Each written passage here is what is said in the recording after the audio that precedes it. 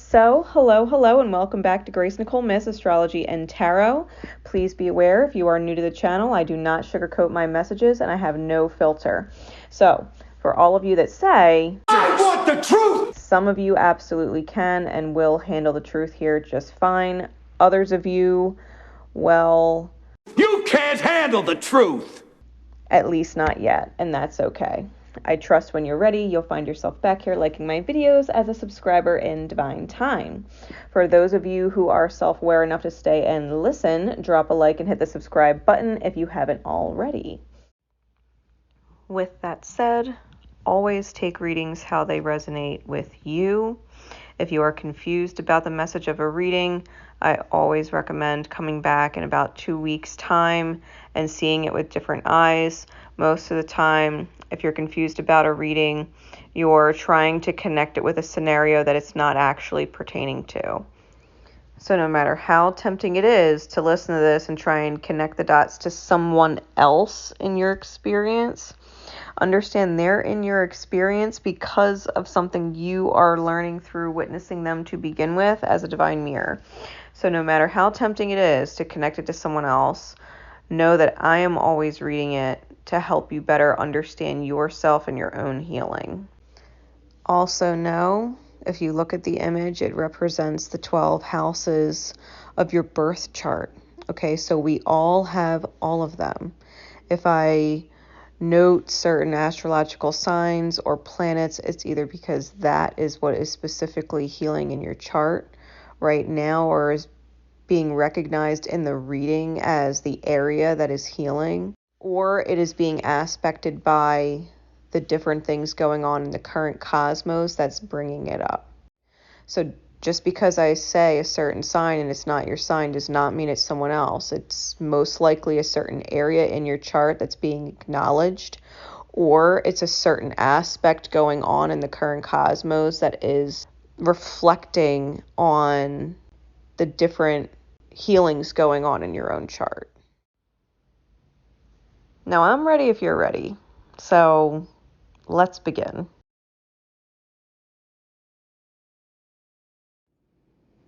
Okay, so these are the full moon in Leo highest good secret codename readings. These readings are purchased by individuals through my Etsy shop and are their personal readings. However, if you are drawn to a secret codename, chances are there is a message in it for you. This is secret codename White Rabbit. If you'd ever like your own secret code name, the link to my Etsy is in the description below. And when I got the download for the secret code name White Rabbit, I literally heard Jefferson Airplane. Okay? Jefferson Airplane's White Rabbit with Gray Slick. And, one side makes you taller and the other side makes you small. Go ask Alice. It's like going down the fucking rabbit hole and realizing that maybe there's more illusion inside your own mind than the actual reality, right? If you think about Alice in Wonderland. Now, I did pull from my White Light Oracle as guidance, and I pulled all of the major arcana from my patch tarot as a clarifier for the guidance card, and then used the remainder of the patch tarot to pull out some additional insights with the full moon in Leo, right, for your highest good reading. So I'm starting with the guidance, and I want to start with the guidance because I want you to be able to hold that in perspective as I go through the rest of the reading. Okay, so your guidance card came out as Ivory Wish Fulfilling Crow. And it says, you can have what you truly want. Such knowledge helps soften and release fear, grasping, control, and doubt. Have confidence that the universe hears your prayers and is even now leading you into that which you seek. You can take sanctuary within your personal spiritual connection whenever you need stabilization and protection against the fluctuations of the external world. No matter what is happening around you, there is a way through to the fulfillment of your potential. Bahasunda is the mysterious Hindu sage who assumes the form of a crow and lives atop a magical wish-fulfilling tree, thriving whether there be feast or famine in the world. As a highly evolved supernatural being, he has outlived the ending of numerous world ages. No calamity or cataclysm can shake the powerful divine tree or the creatures who live within its shelter. The sacred tree is a place of sanctuary and protection where no harm can befall any of its inhabitants. The wish-fulfilling tree is a spiritual symbol for the soul, the heart, and the divine bodhisattvas,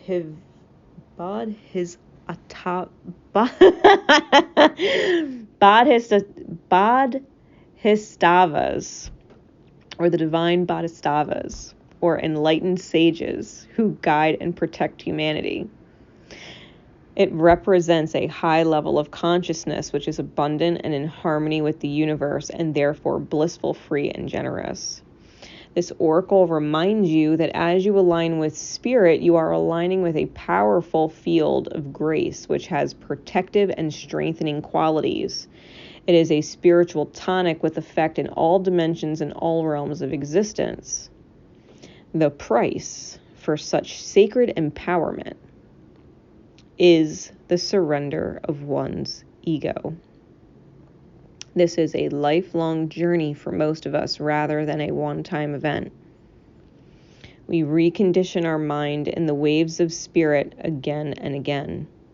We disentangle our hearts from societal conditioning based in fear, dominance, greed, victimization of getting one's personal desires met at any cost.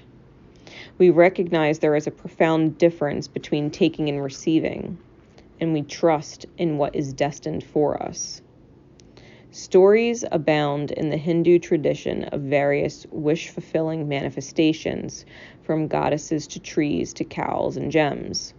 When someone sought to possess the wish-fulfilling treasure for their own personal use, they would always be thwarted by the higher spiritual intelligence of love, which cannot be controlled or manipulated but remains as it is, pure and generously giving all that is needed to the receptive heart.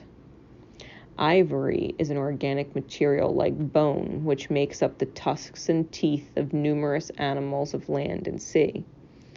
Tusks are used to brush away vegetation and obstacles to help an animal move through its environment. Therefore, one metaphysical correspondence of ivory is the ability to move through even inhospitable environments successfully. The message of the ivory wish-fulfilling crow is that one does not have to dominate or manipulate others to attain success. It is enough to align with spirit and trust that your sacred inner work is sufficient to attract whatever is needed to manifest your higher purpose. You can attain that which you seek by becoming and radiating rather than through contriving or manipulating and convincing. Bahasunda teaches that when the cosmic fire of transformation becomes too intense, we can focus upon the sacred waters. When the winds of change blow ferociously, we focus upon the mountain. When the waters become such that we fear becoming submerged, it is best to focus upon the movement of the air. He is describing the way of responsiveness and balance. You can recognize what is happening and adjust your sails to suit the winds rather than trying to change the ways of nature. This oracle guides you to trust that you will reach your destination even when there are forces beyond your control. You don't need to be more powerful than oppressive forces to overcome them. In connection with your heart temple of spirit, you will be empowered to proceed on your path with abundance, wisdom, and joy. You see, coming in with the Empress card, nurture versus neglect as your clarifying guidance, you can truly receive whatever it is you truly wish to have, especially in a relationship and in life, right? Partner dynamics. And I say that because of the cards that came out with it. We've got the King of Discs clarified by the Four of Wands. The Queen of Swords clarified by the Five of Wands. The Two of Cups clarified by the Prince of Cups. And the Eight of Coins clarified by the Three of Swords. Now, to me, the message in this reading was super clear. There is a masculine energy. Someone who is able to call shots, make choices, do things, and do it in alignment with the self. This is a King of Discs. He is the highest king in the remainder of the deck, because I did take all the major arcana out. He is the highest king, and he is clarified Four of Wands in alignment with the self. His head and heart are in alignment. He doesn't have a bad bone in his body. He's the type of person that if you were having a bad day, he would probably show up with a gift for you. Even if it was a piece of cheesecake or a flower or something. Like, he would show up with something because he knew you had a bad day. Super awesome partner. Great partner. Couldn't ask for better. He's determined. He is successful. He might not be the most exciting person in the world, but he is not a failure by any means. He's a very determined and successful individual, especially when it comes to the self and the life he creates and the type of relationship that he wants. Now, the Queen of Swords is clarified by the Five of Wands, and this is someone who is extremely perceptive but has a hard time attaching to something that's beautiful because there's conflict within the self. There's a struggle going on within the self, and it comes out as hostility. Okay? The King of Discs understands this about the Queen of Swords. He already knows there's a struggle within the Queen of Swords. Matter of fact, he holds a lot of compassion for the Queen of Swords. The Queen of Swords inspires him to be even better, to be more considerate, to be more generous, to create more stability for her, because she's not necessarily stable within the self. She doesn't know how to embrace and reciprocate to an amazing thing. She doesn't know. She sees all that the King of Discs is doing, but I promise you she can't help but be petty and take certain frustrations out on him when he don't deserve it. They are very different. He's very fire, earth. She's very water, air, per the elements on their cards. They're very different, and yet they are both on the Two of Cups, the blue-skinned figure and the red-skinned figure that they are. The King of Discs is red, and the Queen of Swords is blue, and they are both red and blue on the Two of Cups. They complement each other very well in their strengths. And the King of Discs is very expressive. I feel like he's not manipulative, but very expressive. And on the other side of things, I can't help but feel like the Queen of Swords manipulates this King of Discs just a little bit, because the Queen of Swords is perceptive and sees how wonderful the King of Discs is to her when she's struggling. However, that can only go so far, because with the Eight of Discs and the Three of Swords, if due diligence is not had within the self, represented by the Sun and Virgo on the Eight of Discs, if the beauty within the maiden or the feminine is not looked after, it will result in suffering with the Three of Swords.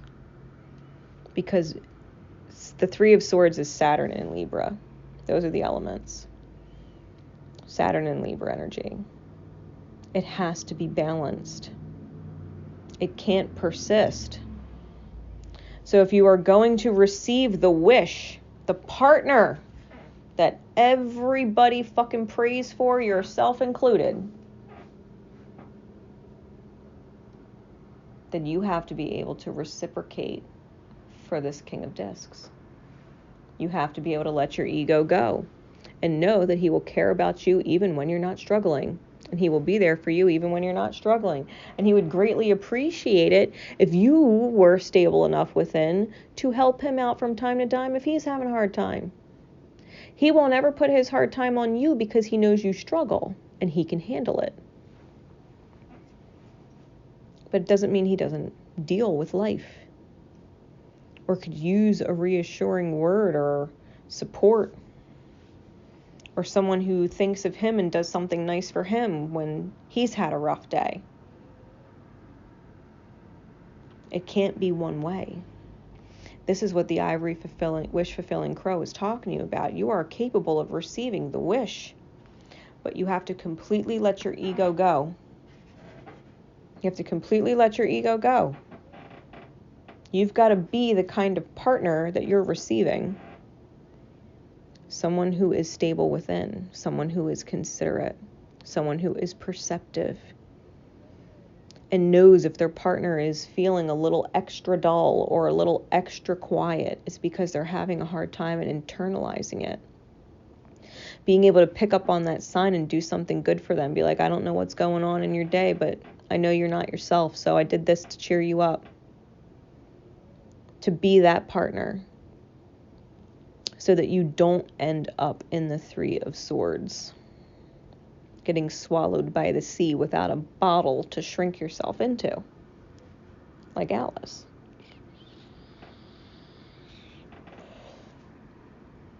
You get pulled down into the depths instead. You won't know why it didn't work out.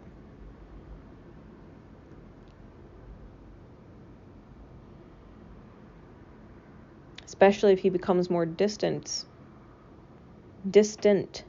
because he's dealing with too much stuff and doesn't have a partner to help relieve the load. He'll become overwhelmed at some point, your partner. It's just, what's fair is fair. Saturn in Libra, what's fair is fair. If it's not fair, it's not fair. The universe will separate the two if it's misaligned for too long. It just will. You will be forever protected in the wish-fulfilling tree without your egos. And to be fair, I don't think the King of Discs is bringing his ego to the fucking table at all. I think he's super fucking humble. So this is a reminder for you to step out of your own illusions, moving into whatever is coming in for you with this full moon in Leo. Because whatever it is, this masculine energy, take it how it resonates for you. Because it doesn't have to be a man. I mean, it could just be someone who's feminine, who's a female, who's just very, very masculine in their energy, right? And their ability to do and their ability to think and choose and has drive, determination, gets things done, like very masculine attributed aspects. But this person's entering your life as a wish granted. Someone you prayed for. If they don't stick around or it doesn't work out long term, Spirit's letting you know in advance it's because you couldn't internally balance yourself and end your own inner conflict to be the same kind of partner that you're receiving, that you would risk not mirroring your partner and losing it. It's giving you a heads up. What's in your highest good?